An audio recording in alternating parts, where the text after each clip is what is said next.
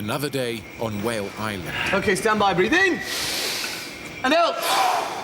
And in. And out. Portsmouth field gun crew.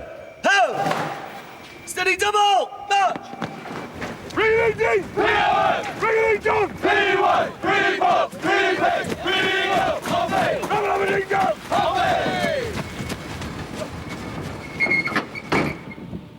Concentration now, guys.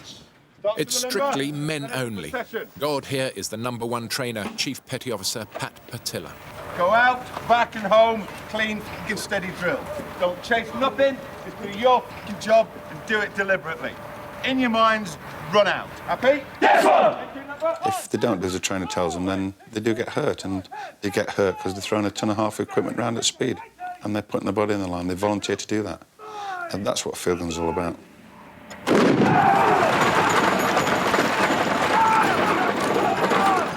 It's a tightly choreographed orgy of aggression, violence, and inhuman strength. 18 men working as one, a well-oiled machine involving over 1,000 carefully rehearsed drills with split-second timing. The gun alone weighs as much as a car. It takes 3 months of intense training to learn how to make this look easy. Mistakes are measured in blood. Down, fire!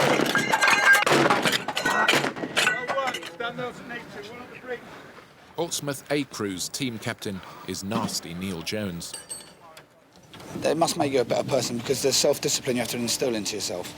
This is the ultimate. It's the best leadership course in the Navy. You can't do any more than this. Another field gun veteran is Kerry Packer. Without, sounding arrogant in that, you've got to have something special inside yourself to be able to pick yourself up and go again and again and again for an 8-9 week season.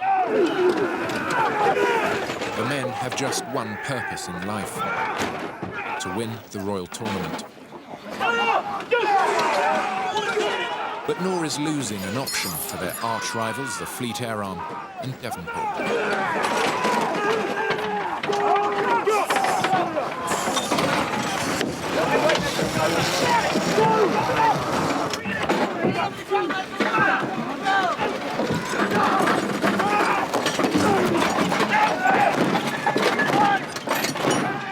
The sense of rivalry is so intense, they even trade nicknames. The Oggies, because they eat lots of passes and they're fat. That's the Devonport? That's the Devonport lot, yeah. And the Waffles are wet and flipping useless. That's the Fleet Air Arm? That's the Fleet Air Arm, yeah. And they call them the Pompey Faggots. Hey! Down! Barry Homer is the #2 trainer for the B Crew. They're the spare parts for the A Crew. Portsmouth's motto, to the limit and beyond. Literally. You're just keeping out of the way of 9, basically. There's a modicum of pain that you have to go through. I mean, nobody carries 120 pounds on the shoulders and doesn't feel any pain. Doesn't matter how big, strong, fast, athletic they are, they're going to feel pain. I've known guys run with breakages and amputations, and they've been back on the track in a fortnight. It really is self-motivating. It gets in your blood and it, that's the way you react to it.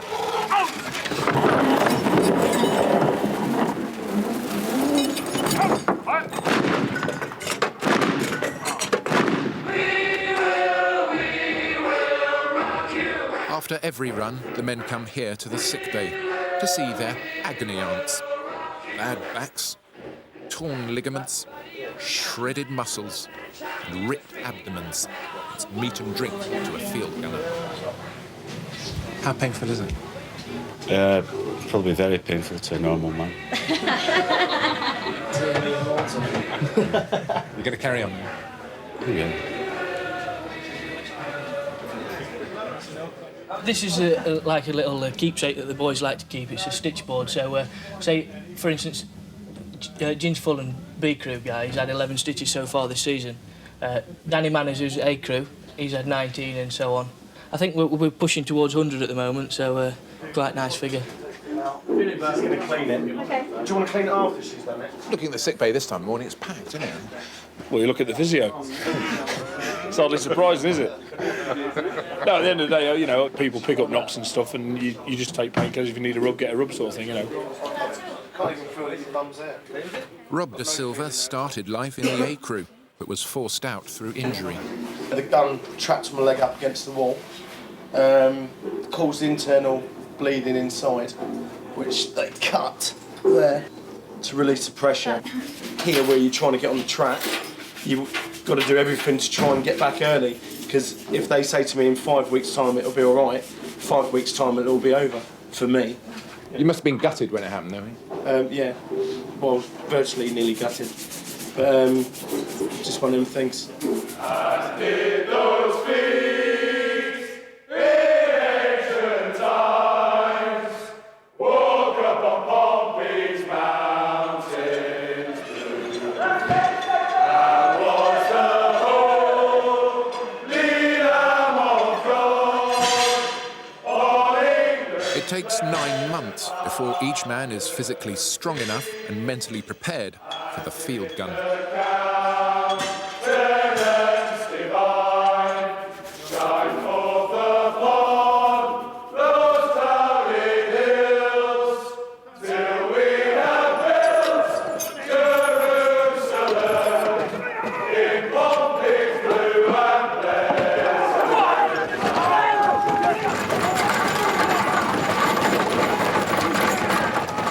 Having lost his place in the A crew, Rob Da Silva is planning a comeback into the B crew. There's already someone doing his job. At the moment, I think that I can do a better job than the guy who's in there, but so does the guy who's in there. So I'll do anything I have to do to get in and keep the other guy out. And that's just to be a reserve. The injury that he got was at this point here, where he was jammed between the hole in the wall and the breach. Quite a severe injury, actually, and it's kept him out for 2.5 weeks. Your body will do whatever you tell it to, within reason, but it's the brain, whereby I am scared of that now. They all know what happened here, so they're thinking, you know, is he going to do it again? Because we slowed down, all right, we lost the impetus going through. You've got to allow your wheels to get through, otherwise you've got nothing to put on. You see what I'm saying? I just need a few of these under my belt, because at the moment it's just going like that. And then once you get that sorted, the more I do, the better I will feel.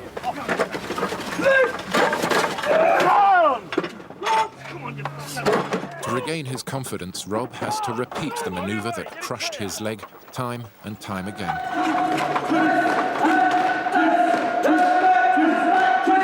They do several runs a day.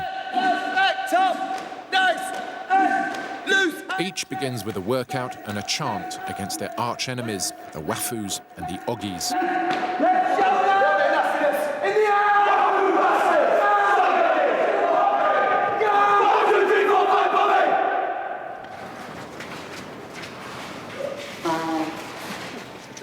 It's part of a long tradition that the Navy should be flexible and able to fight on land as much as at sea.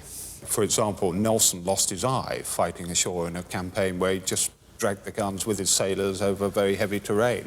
And of course, it came to its height in the Victorian period when the Navy was used very much to help the army in campaigns all over the world, and often that help was given by fighting ashore with guns. The great and famous occasion was, of course, the siege of Ladysmith in 1899 during the Boer War, when the guns were dragged into Ladysmith at the last minute and saved the day by the sailors.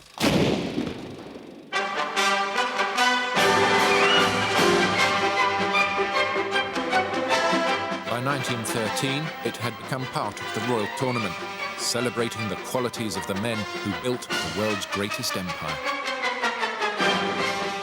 The field gun run is very much part of an old Navy, a Navy that needed a lot of strength, a lot of hard will in times of trouble. That's really not part of the Navy today. So I think that it's fair to say that the field gun run has come to the moment when it's good to say goodbye to it.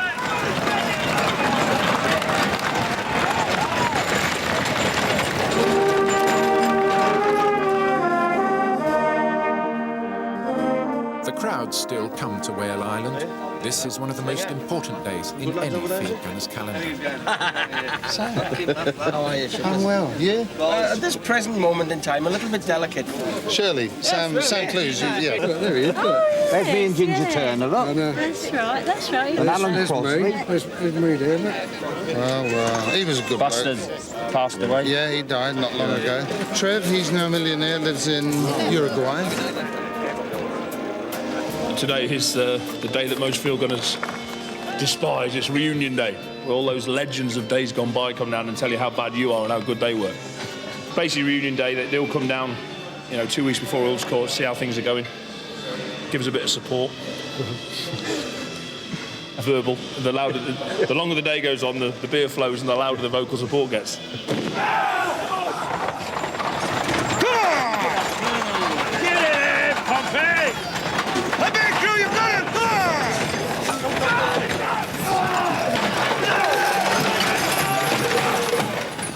What's he struggling? Look, 1, 2, 3. Right. What a bad news that is. Go, puppet! Bang, bang. Well ahead. Wasted! Bang! Missed out. Thanks for that at last. The decision to scrap the field gun has already been made. But officially, it's still a secret. Everyone here is talking about it. It's very sad, yeah. It's sad, but I mean, times change. I think when they told us it was all finishing, it's like a stab in the back, isn't it? It's got nothing to do with money. It's manpower. They just can't get people. I mean, Fleet Air are rubbish this year because all their guys are out on aircraft carriers. And I mean, you're talking highly skilled people now. I mean, what we used to do, we were all gunners. Most of us were seamen and gunners. I mean, these guys, they're working computers and they're putting fuel into rockets and God knows what. Well, yeah, there ain't no bloody guns anymore. The Royal Navy says they will keep field gunning alive. This is Brickwoods. They do it in their lunch breaks. That too, they say, helps build teamwork and leadership. And it has some other similarities.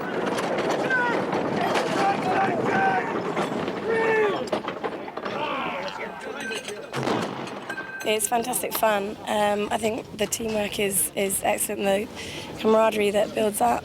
I think also one of the main reasons for me is the sort of respect and the trust that you build up for people, irrespective of rate and rank, is great. Don't get any qualities whatsoever in Brickwoods compared with Command Field Gun. All they do is young, inexperienced men running up and down the car park, changing wheels. That's not field gun. All Brickwoods is men doing what Sea Cadets do. But they've got Wrens doing Brickwoods. That's not to be.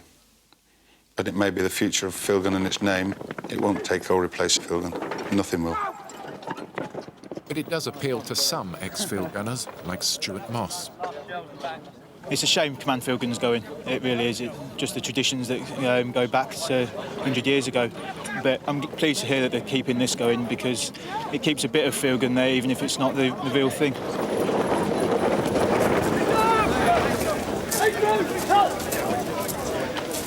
Confidence is high. Only way to keep it there, clean run out. Confidence is good with you. Confidence in each other. All we should be thinking about now, first action. It's what's kept me in the Navy for a long time. I've been in 35 years now, and 25 of that I've been doing field gun. And I see every year the Navy get better men back at sea having been to field gun. And you can ask any captain of any ship who his best men are on his ship. If he's got field gunners, they'll be part of it. Crews, stand by, go!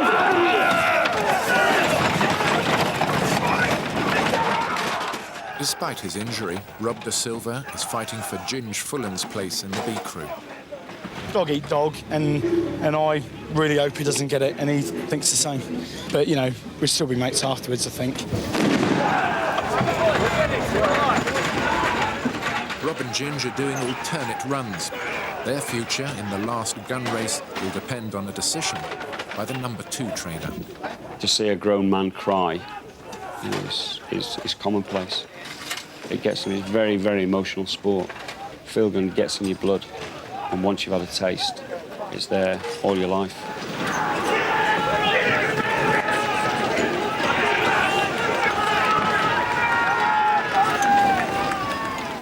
Field gunners say no injury is as painful as not running at Earl's Court.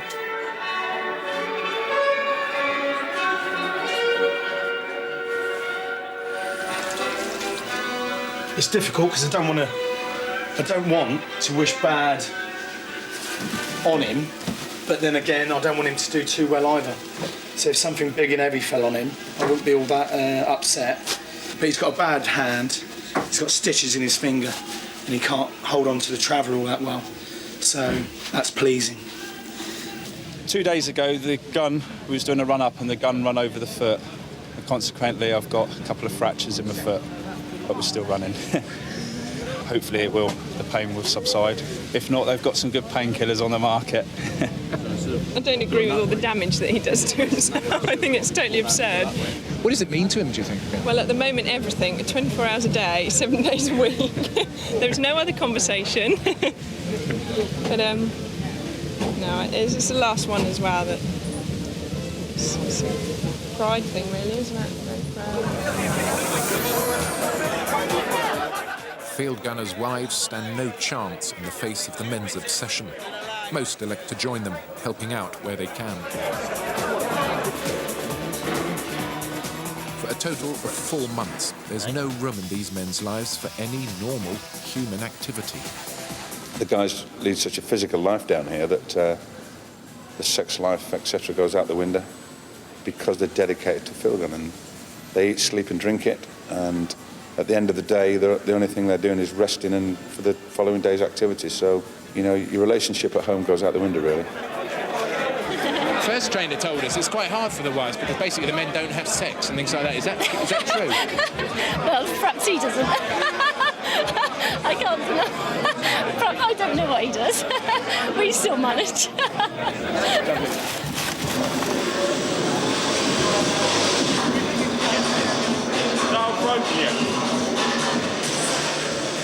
Meanwhile, Rob's done all he could to prove himself a better man than Ginge Fullen for that coveted place. Well, I think the decision's been made already, hasn't it? Really, by virtue of that. I mean, technically, Fullen's the better man by virtue of the fact he's been in longer and worked with Smith longer. Yeah. But for sheer strength, De Silva gets the nod. You know, it'll be a sad loss to lose Fullen because he's been a good, you know, he's 100% a good crew man. But, you know, no sentiment involved, is there? Rob's place is assured. For the trainers, though, the work carries on, trying to find ways to shave off precious seconds on the running times. He's got to clear that before he can even think about getting his 10 foot out. That's a better sequence, look. That's a better sequence. I'm trying to find fault on video now. And well, it's micro fielding it now, isn't it? Yeah. That'll frighten them to death at Earl's Court, man. Frighten them to death.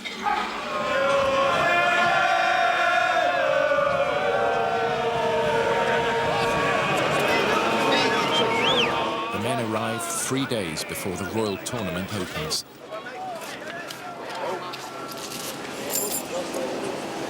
Neil, what happened to your eye? Got myself shaving.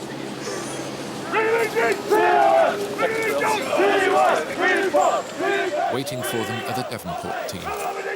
Walk in the park. Yeah. Who's Portsmouth? Sorry? The nose, another crew. Portsmouth hold the world record here, 2 minutes, 40.6 seconds. Devonport, though, are confident. The team's doing very well. We've pulled off some tremendous times, and at public run week past Thursday, we did a better time than the Earl's Court record. Just check that board. Competition starts Tuesday. No, 2:40 doesn't mean anything, does it? Competition starts Tuesday. All right, and they haven't seen us yet. They'll have to fight very, very hard to beat us this year because we're in a very, very good position. And I don't give a damn what they've done down there. There's 3 teams up here. Portsmouth, who will be successful. Devonport will come second, and Fleet Air on will be third. Remember where you heard it first. While rehearsals are in full swing, the government finally announces the scrapping of the field gun.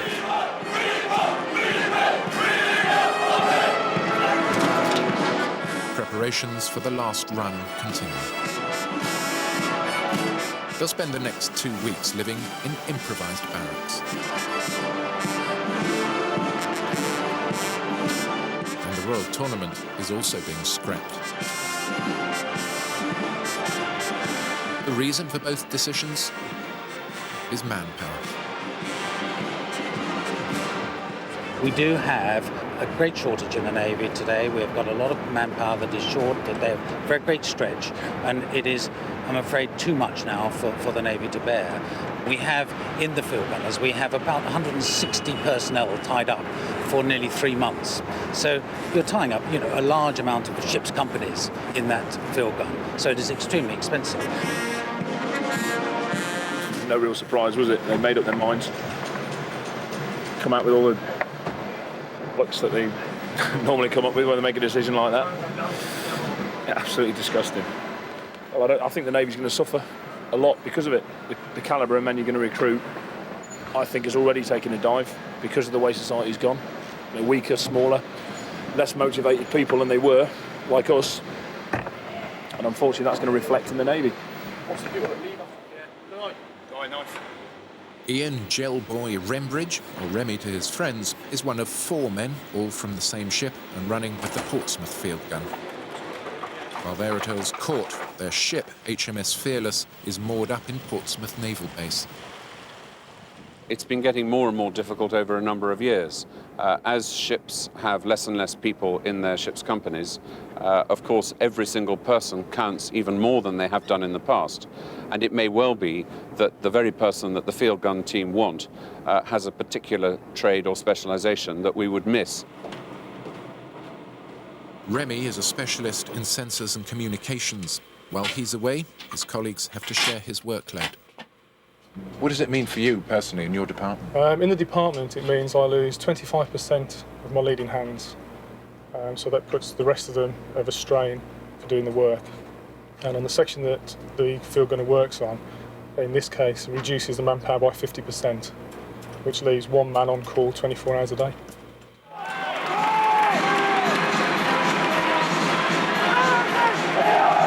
For over 100 years, the Royal Tournament has been the shop window for the armed forces.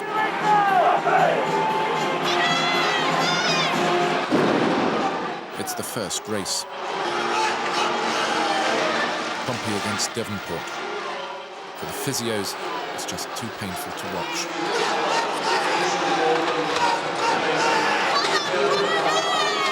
They lose by 23 seconds, a huge margin.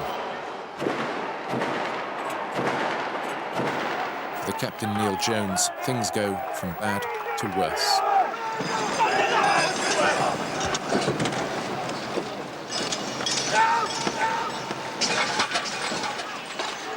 Clinically, he's dead, but he's resuscitated, hospitalised, and out of the team.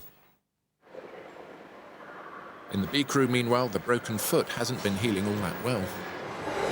Went for an X-ray again today, and they've picked up another fracture in my ankle and a depression in my shin bone, basically. So just go out and do the runs, rest it in 2 weeks, and it'll go into plaster in 2 weeks. Haven't come this far to give up now. But despite their injuries, over the 2 weeks of races, they go on to take the B Crew trophy.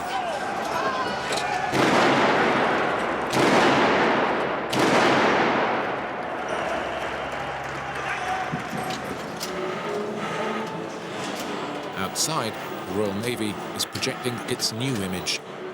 It's more about hard wiring than hard men. The recruits of the future come from a very different world. Ex-field gunner Tom Foley ran for Portsmouth in 1965. Before, they used to have the field guns on display, so they could actually see them with the weights and that sort of thing. But they don't seem to have that now. But here, the youngsters are out to see the high-tech stuff. This is what gets the youngsters interested in the Navy and eventually joining the services. We are looking forward with modern ships, modern sailors who will be fit and will be equally good at teamwork. But the 21st century is what we want to show to the public.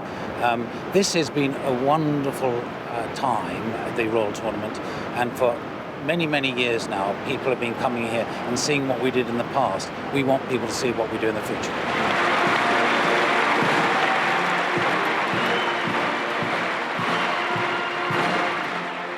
Last week, old field gunners came from around the world for a special parade.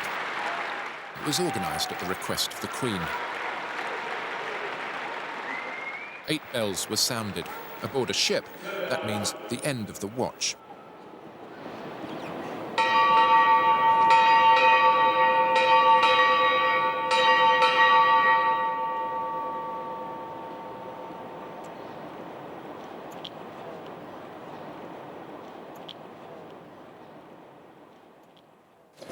Right, solidarity now, isn't it?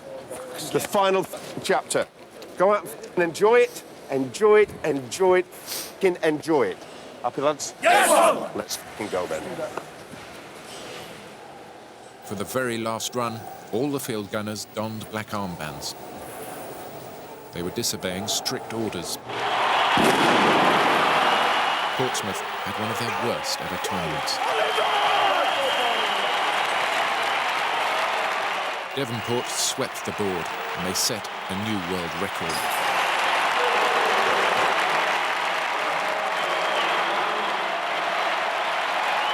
At the end of the race, hundreds of field gunners poured into the arena.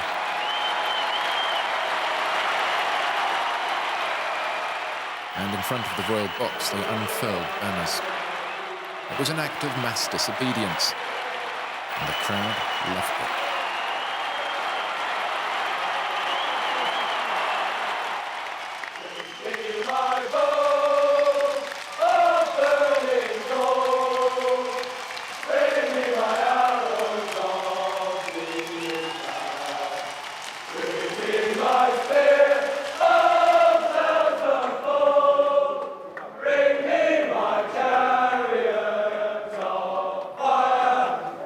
Devonport, all around it.